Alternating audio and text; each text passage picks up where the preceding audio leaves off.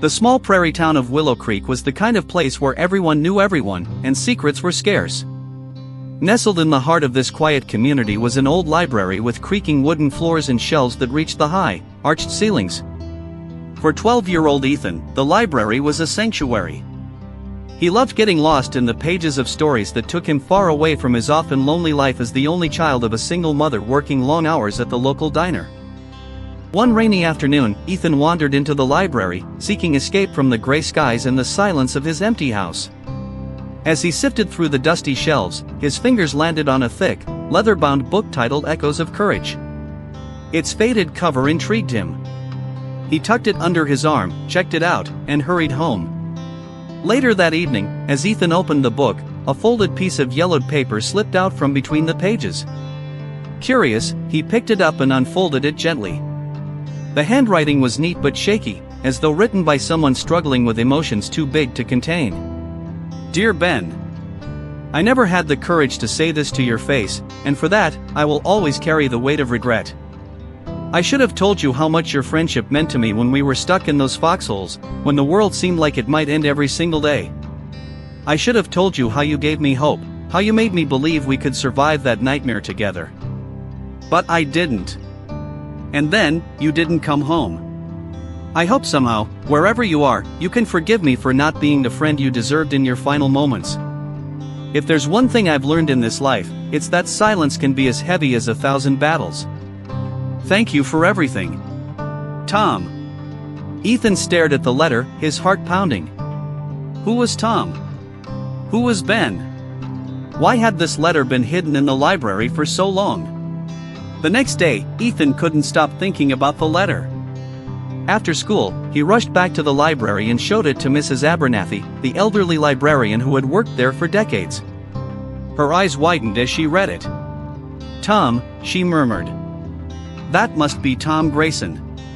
He lived here a long time ago. A quiet man, kept to himself after the war. Ben, that must be Benjamin Clark.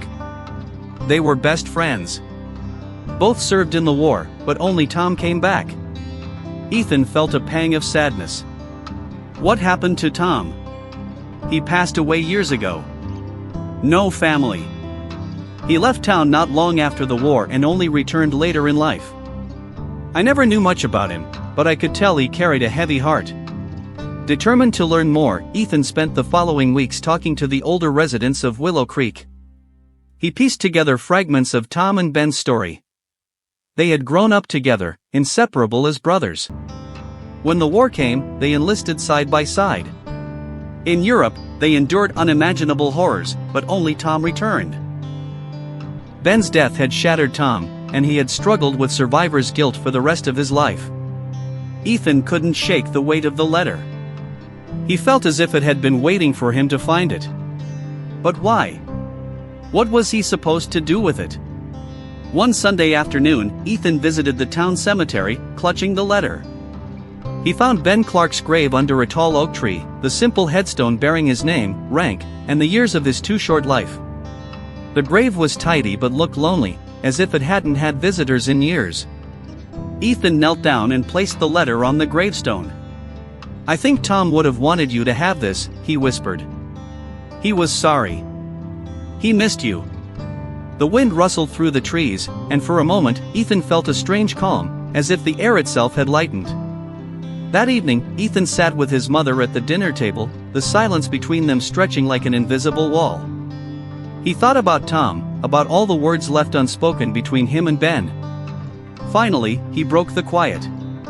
Mom, he began hesitantly, I don't say it enough, but I'm really thankful for you. I know you work hard for us, and I appreciate everything you do. His mother looked up, surprised, and then her eyes softened. She reached across the table and took his hand. Thank you, sweetheart. That means a lot.